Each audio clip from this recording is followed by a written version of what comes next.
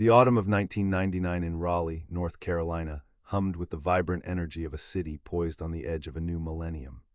Leaf-strewn sidewalks crunched underfoot, the air carried the crisp scent of wood smoke and turning leaves, and the campus of North Carolina State University buzzed with the eager anticipation of students. Among them was Sarah Jenkins, a 20-year-old junior majoring in English literature with a minor in psychology. Sarah wasn't just a face in the crowd, she was a spark, a bright ember in a city full of them. Her laugh, a clear, bell-like sound, was easily recognizable by her friends and often echoed through the halls of her off-campus apartment building on Gorman Street. Sarah embodied the quintessential college student experience of the era. Her days were a carefully orchestrated ballet of early morning classes in Caldwell Hall, hours spent hunched over textbooks in the hushed reverence of D.H. Hill Library, and shifts at the Bookworm, a cozy, independent bookstore just off Hillsborough Street. The smell of old paper and fresh coffee was a comfort to her, a familiar backdrop to her dreams of becoming a journalist, of weaving stories that mattered. She'd spend her breaks perched on an overturned crate, engrossed in a classic novel, or furiously scribbling in her worn leather-bound journal, observing the parade of students, professors, and locals that drifted through the store's creaky doors. She was diligent, focused, but also fiercely social. Weekends often involved late-night study sessions that bled into impromptu pizza runs, crowded football games at Carter Finley Stadium, and the occasional house party, soundtracked by grunge anthems and nascent pop-punk. Her roommate, Jessica Chen, was her confidant, her sounding board, and often her partner in crime for these spontaneous adventures. Saturday, October 23, 1999, began like any other crisp autumn day. Sarah had a morning shift at the Bookworm, where she helped a few harried parents find textbooks and discuss the merits of a newly released literary fiction title with an elderly regular.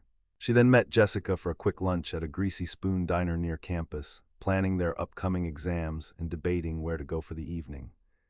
The air was electric with the promise of a big NCSU game earlier that day, the victory of which had stoked the festive mood across the student population. Later that evening, after a quick change into her favorite worn jeans and a comfortable long-sleeved tee, Sarah joined Jessica and a few other friends at a large house party near the Greek village, just a few blocks from campus. The house was already packed, pulsating with music, laughter, and the clinking of cheap plastic cups. Sarah, ever the social butterfly, drifted through the rooms, chatting with classmates, sharing jokes, and for a while completely immersed in the carefree spirit of a college Saturday night. Around 1 a.m., Jessica saw Sarah near the front door, talking to someone she didn't recognize, a slender man with dark, shoulder-length hair, wearing a plain, dark jacket. He wasn't part of their usual circle, but then again, parties were always a melting pot of strangers. Jessica was deep in conversation with another friend, distracted by the din, and only caught a fleeting glimpse. Sarah gave her a quick, almost imperceptible nod and a small wave before stepping out into the cool night air with the man. Jessica thought nothing of it. Sarah was an independent spirit, capable of handling herself. They had plans for brunch the next morning, a long-standing tradition at their favorite downtown cafe. Sunday morning arrived bright and clear, but Sarah did not. Jessica woke around 9:30 a.m., expecting to hear Sarah bustling around the apartment. Silence, she checked Sarah's room. The bed was untouched. Her car, an older, reliable Honda Civic, was gone from its usual spot in the complex's parking lot. Jessica shrugged it off, assuming Sarah had perhaps stayed at a friend's house, or maybe just went for an early morning drive, something Sarah occasionally did to clear her head. She sent a message to Sarah's pager and left a voicemail on her landline, reminding her about brunch.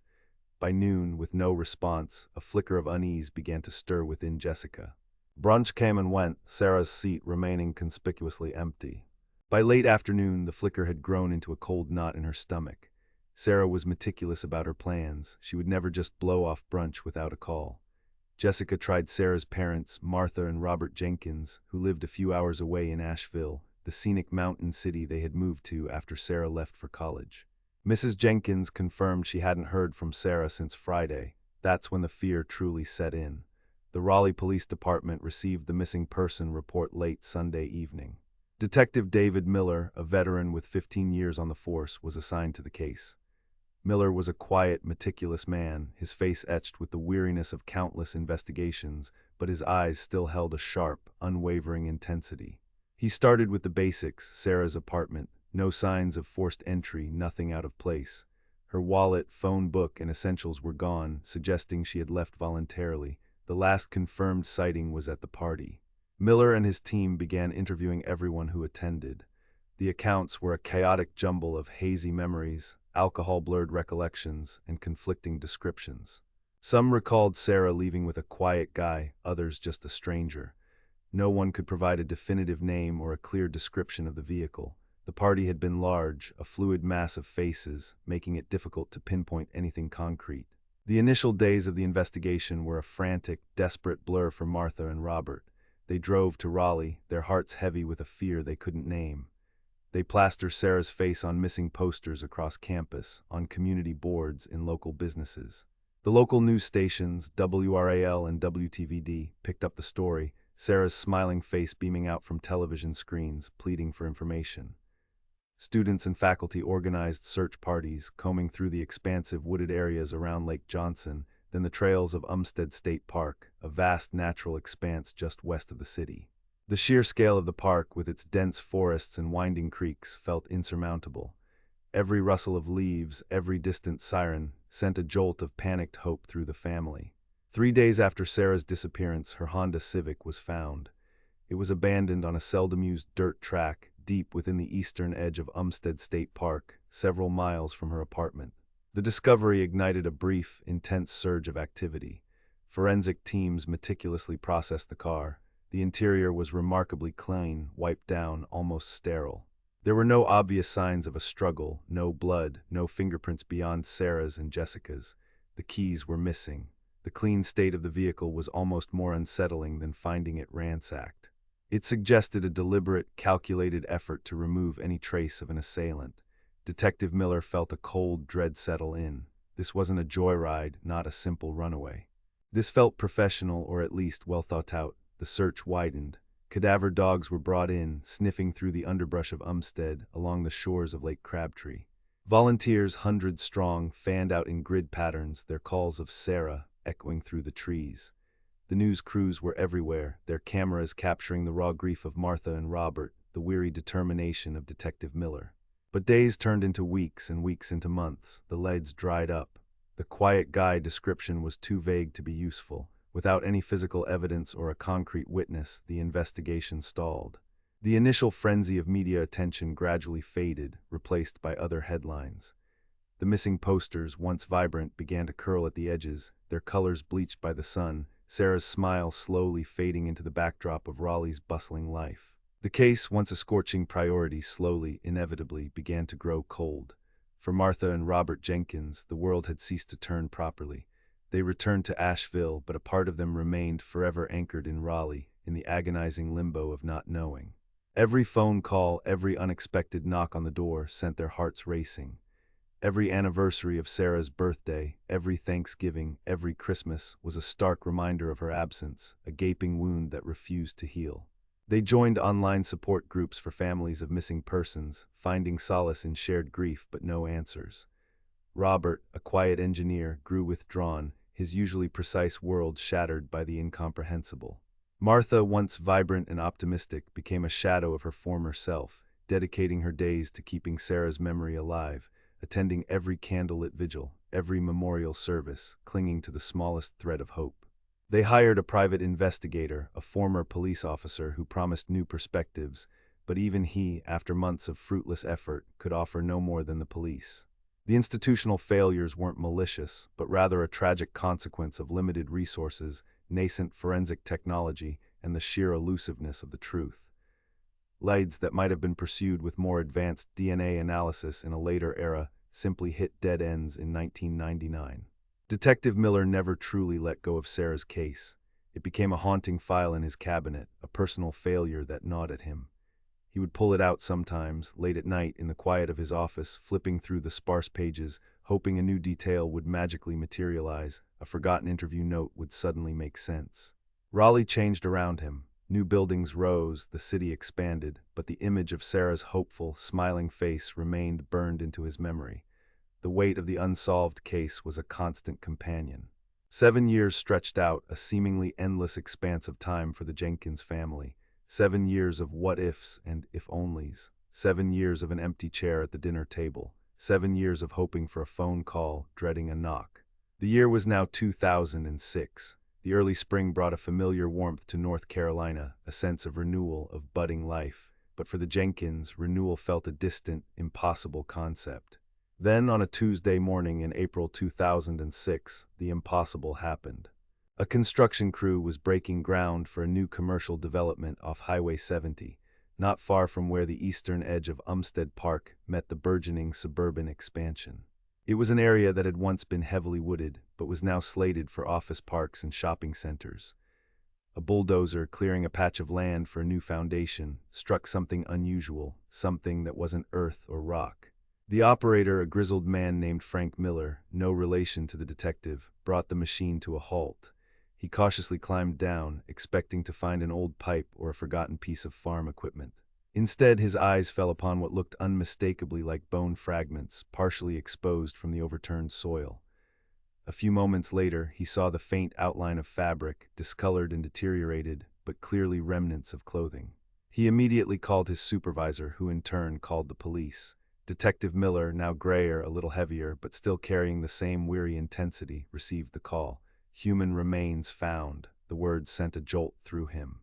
A familiar, sickening intuition told him what he would find. He drove to the site, the air thick with the smell of freshly turned earth and a metallic tang that he knew all too well. The scene was quickly secured. Forensic anthropologists were brought in.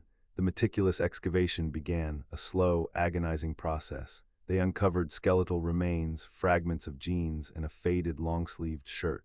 And then a small, silver locket, tarnished but still recognizable, nestled near the collarbone. It was the same locket Sarah Jenkins had worn every day, a gift from her grandmother.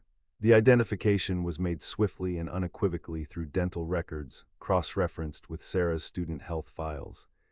The DNA analysis, far more sophisticated than in 1999, provided absolute confirmation. Sarah Jenkins, the bright college student who vanished in the autumn of 1999, had been found. The news ripped through the Jenkins family like a fresh wound, paradoxically bringing both crushing despair and a strange, hollow sense of relief. The 7 years of agonizing uncertainty were over. Sarah was gone, she wasn't coming back, but now they knew they could mourn. And the case, a cold file gathering dust, was suddenly ablaze with a new, terrifying urgency. It was no longer a missing person case, it was a murder investigation. Detective Miller felt a familiar surge of adrenaline mixed with a profound sadness. He pulled Sarah's old file, now thicker with forensic reports and new interviews. The remains offered few immediate answers about the cause of death due to the passage of time and decomposition. However, the locket and the specific location of the remains, not far from where her car had been found, tied everything together. The breakthrough came from a place no one had expected. With the advent of more advanced forensic technology, specifically in fingerprint analysis and database cross-referencing, old evidence could be re-examined with new eyes.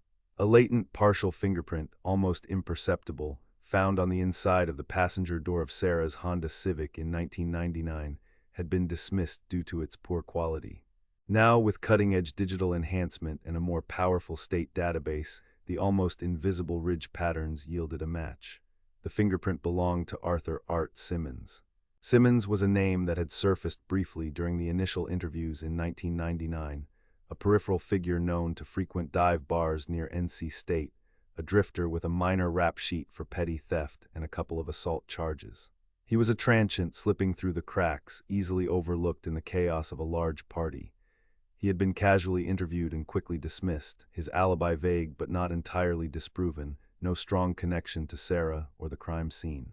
But now that faint fingerprint linked him directly to her car, a car that had been meticulously wiped clean. Why would his print be there? By 2006, Arthur Simmons was serving time in a state prison for a more serious assault committed in 2003.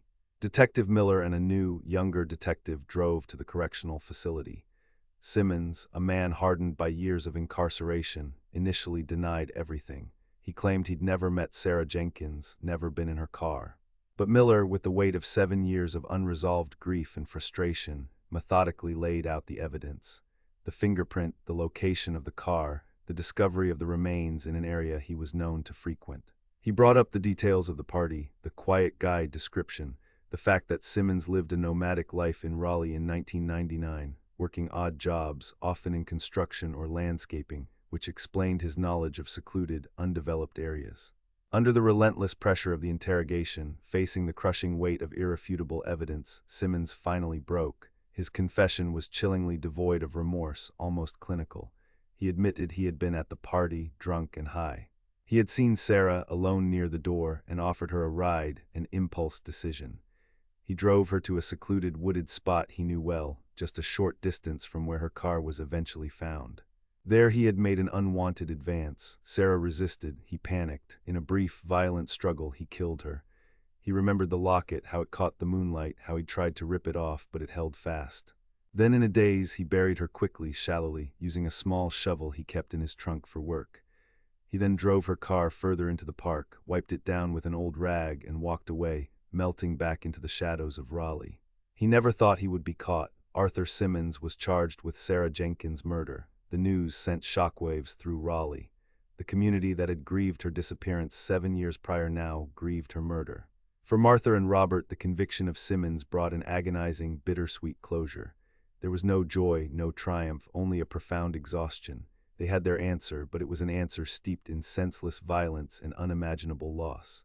The why remained elusive, a testament to the random cruelty of fate, a fleeting, drunken impulse that shattered a family and extinguished a bright, promising life.